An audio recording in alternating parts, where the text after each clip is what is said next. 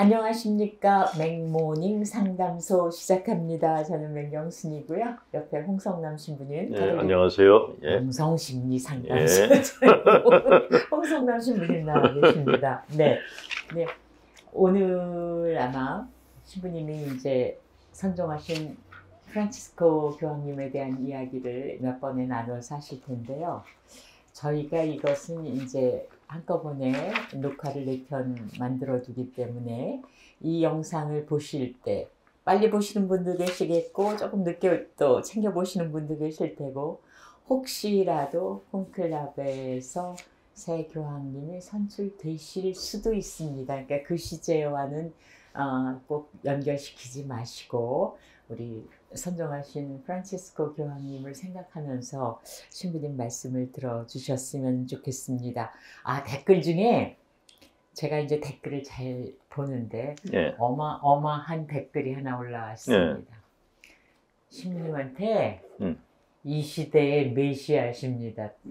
그런 글이 올라와서 늘 주장하시던 사이비교.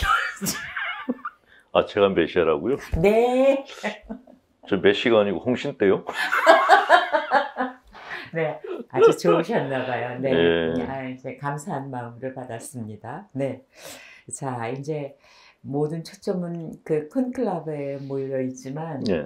또 가시면서 하느님 나라로 가시면서 정말 큰 일을 하고 가신 또 교황님 생각하지 않을 수가 없어요. 프란스 교황님이 남기신 우리들에게 남기신 추억, 네. 기억은 참 오래 갈 것 같아요. 그래서 교황님에 대한 이야기를 그냥 한 번에 끝내기가 너무 아쉬워서 네 편에 나눠서 하려고 그러는데 오늘 드릴 말씀은 교황님께서 무보수를 일하시고 또 남기신 그 유산이 14만 원 밖에 안 된다. 그 얘기를 좀 하고 싶은데요. 교황님도 봉급이 책정돼 있으신가 보죠? 예. 봉급이 있는데 교황님께서 이제 무보수로 하시겠다 하신 것은 이제 사제직이 직장인이 아니다라는 거죠. 이거는 소명을 하는 거지 월급 받고 일하는 그런 것과는 다르다라는 그거를 이야기하시려는 것 같아요. 네. 예. 그런데 신자분들이 이제 오해를 하실 수가 있는 게 그럼 교황님도 무보수니까 본당 신부들도 무보수를 해야 되는 거 아니냐. 그렇게 이해하는 분들도 계세요. 근데 그거 좀 곤란한 게 이게 네. 교황님은 이렇게 그 사적인 취미 생활을 하는데 돈을 안 쓰셨다는 거거든요. 네. 근데 당신이 외국 갈 때 뭐 비행기 타야 되고 뭐 식사해야 되고 그건 다 어디서 나왔겠어요? 다. 공식비용. 그렇죠. 교구청이 이제 공식병으로 들어갔거든요. 근데 본당 신부들은 그 모든 병을 자기가 다 대야 되는 거예요. 이렇게. 그래서 본당 신부들한테 무보수 일해라 그러면은 아무 일도 못 하는 거죠. 어디든 못 가고.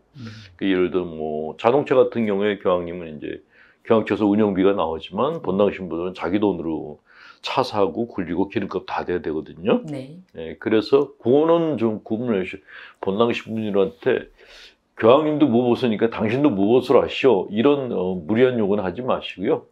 단지 교황님이 얘기하셨던 것은 사제직이라는 것이 직장인들 같이 내가 보수를 얻기 위해서 일하는 게 아니라 하나님의 뜻을 이 세상에 구현하기 위해서 의미로 일하는, 소명으로 일하는 그런 직분이다라는 걸 강조하시기 위해서 무엇을 일하셨다라는 것이죠. 유산이 딱 14만 원씩 남기셨다고.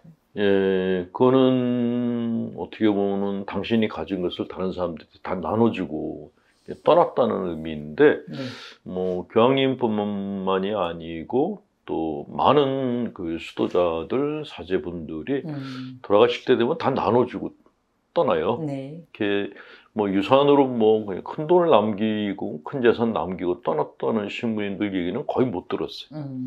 네, 그리고 그 본당 신부들 봉급으로는 돈을 모을 수가 없어요. 그래요? 예. 딱 1인 생활비이지 이게 그 저축을 하고 돈을 모으고 할 수 있는 그 정도 액수가 안 돼요.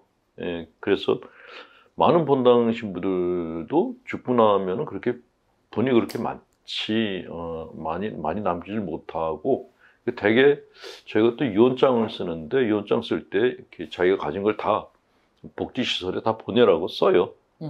예. 또 그 얼마 전에도 부모님께 받은 또 재산을 교구에 바치신 신부님 뉴스도 있었습니다. 네. 예, 어쨌건 교황님께서는 사제직은 소명을 하는 직분이고 우리가 가진 재산은 사적인 게 아니라 이건 공적인 거다. 네. 그거를 말씀하시려고 하시지 않았나 하는 생각이 듭니다. 그러니까 그런 뉴스로 인해서 우리 신자들이 갖게 되는 뿌듯함도 네. 그 가신 분들이 남겨주신 유산이라고 생각합니다. 네. 그래서 이 정말 선종하신 프란치스코 교황님은 선종 그 자체가 선교가 되신 게 아닌가 그렇죠. 생각이 들었어요. 교황님하고 비교를 하면 뭐 예를 들면 뭐 사이비 교주들 같은 경우에 가끔 종교인들 중에 이제 종교를 통해서 사적인 이득을 취하는 자들이 있거든요. 네. 그러니까 뭐 거의 종교 재벌이라고 봐야 되겠죠. 신자들 강제로 노동시켜가지고 번 돈으로 자기 사적인 이익을 취하는 사람들이 있는데 교황님께서 사신 그 모습이 그런 사람들과는 아주 대비가 되는 거죠. 누군가는 대통령 선거에 나오겠다 그러지 않습니까? 네? 대통령 선거에 나오겠다 그러지 않습니까? 네. 갑자기 쌍욕이 날 뻔했네. 그러니까 죄송합니다. 어떤 분은 그러시더라고. 제발 나와서 그 돈을 좀 선거 비용으로 팡팡 썼으면 좋겠다. 근데 그 종교인이 번 돈이 그게 자기가 노력해서 번 돈이 아니잖아요. 정말 그 가난한 노인들을 가스라이팅해서 갈취해서 번 돈이에요. 그야말로 좀 유행어로 앵벌이해서 번 돈이죠. 그렇죠. 그거는 도둑질한 거죠. 그거는 정말 10계명에 도둑질 하지 말라 그랬는데 그 계명을 정면으로 어긴 것이고 그 비리로 번 돈인데 그런 그 종교 범죄자 앞에 가서 정치인들이 고개 숙이고 자기를 도와달라고 하는 그런 모습 보면서 정말 토할 것 같더라고요.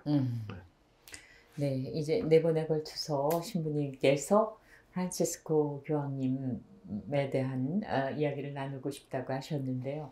그 도중에도 또 성령의 이끄심으로 새로운 교황님이 선출될 수도 있겠죠. 그러니까 이때야말로 기도가 필요한 거죠. 네.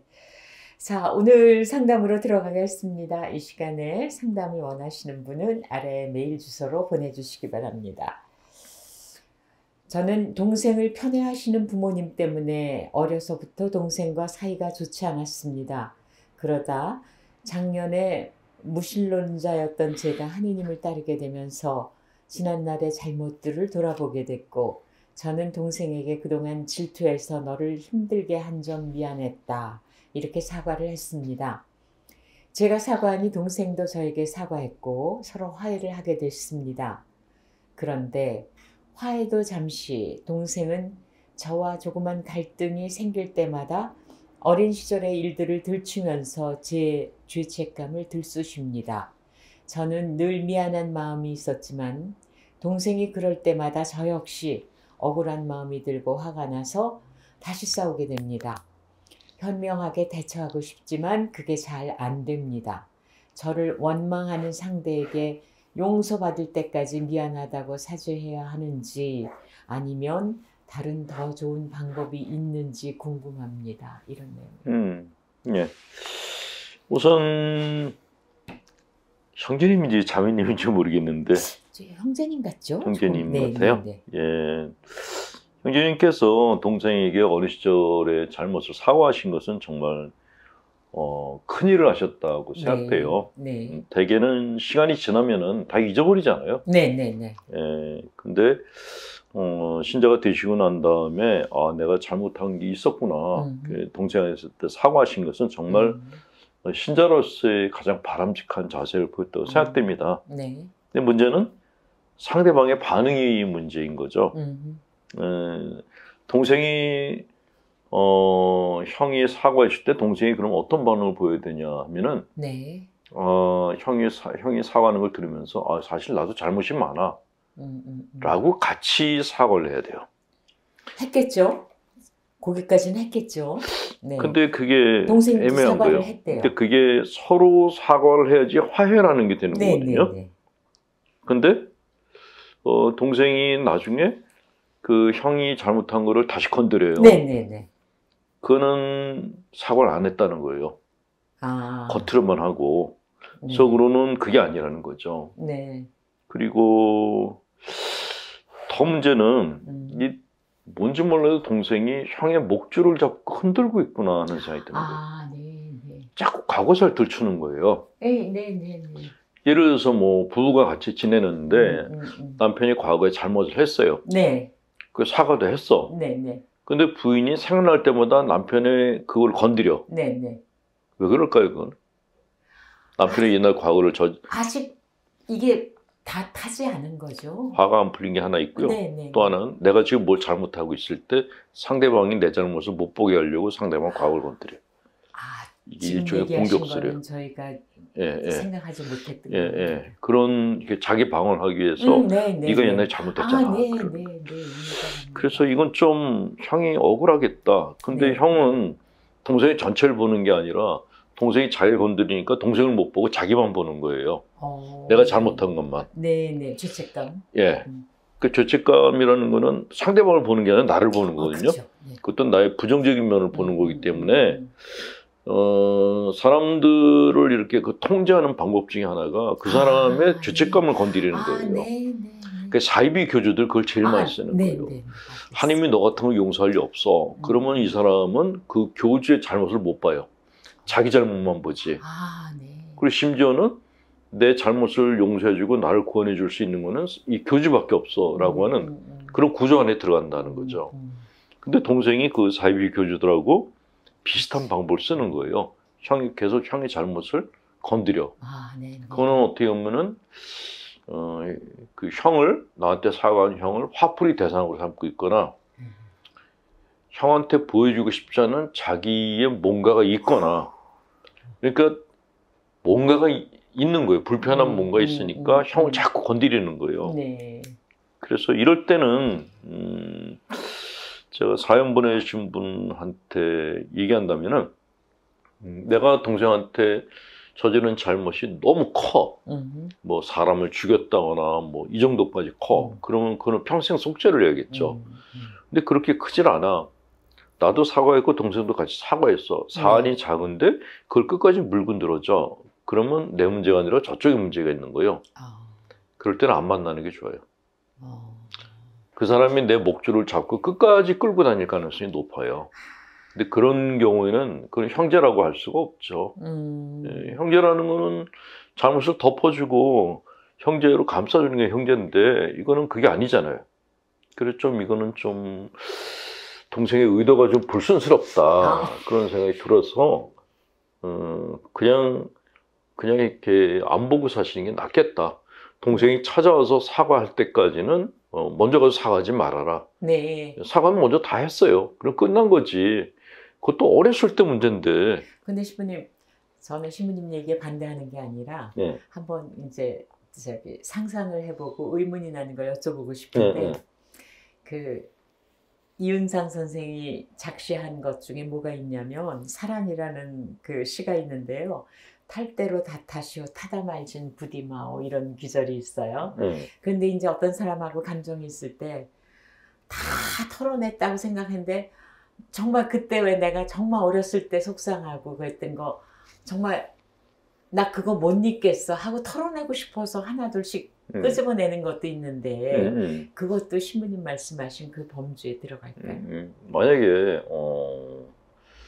내가 이제 어떤 사람한테 화가 났어요. 근데 자기 친구한테 만날 때마다 그 사람 얘기를 했을 거예요. 그러면 그 친구가 반가울까요? 불편할까요? 물론 불편하죠. 불편하죠. 그거예요. 지금 동생이 잘못하고 있는 게 그거란 말이에요. 이렇게 딴 사람한테도 불편한데 형한테 하고 있는 거야. 이거는 폭력이에요. 그렇죠. 예, 그러니까 아니, 그런 식으로 말하면 형은 할 말이 없나요? 어렸을 때? 그렇죠. 동생은 그러면 형한테 잘했나요? 안 그렇거든요. 형이 동생한테 뭔가 잘못했다는 거는 동생도 잘못한 게 있으니까 형이 동생한테 뭔가 했다는 거죠. 근데 동생이 자기 잘못을 인정하지 않고 이거는 네 잘못이라고 형만 몰아붙이고 있는 거예요. 근데 지금 이건 맞지 이제 않다는 거죠. 형님은 이제 동생하고 그렇게 잘 화해했으니까 잊어버렸던 가족 간의 그 연을 다시 찾고 그렇죠. 싶었는데 갖고 이렇게 싶은데 됐어요. 그런데 안 만난다는 건 굉장히 힘들 거예요. 힘들어도 상대방이 나한테 내 목줄을 잡는데 가서 일부러 멱살을 잡힐 이유는 없다는 거죠. 그거는 내 삶이 없어지는 거예요. 그건 오히려. 그 동생이 자기가 한 행위에 대해서 사과할 때까지는 네. 안 가시는 게 좋아요. 네, 그쪽에서도 관계를 정말 건강하게 시작할 그렇죠. 의사가 그래야죠. 있을 때, 네, 이분에게 정말 툴툴 털어버릴 수 있는 그런 계기가 되셨으면 좋겠습니다. 맥모닝 상담소 이렇게 해서 또 하나의 또 짐을 우리가 내려놓을 수 있는 그런 시간이 됐으면 좋겠어요. 가톨릭 영성심리상담소장이신 홍성남 신부님 말씀이었습니다. 네, 고맙습니다. 수고하셨습니다. 네.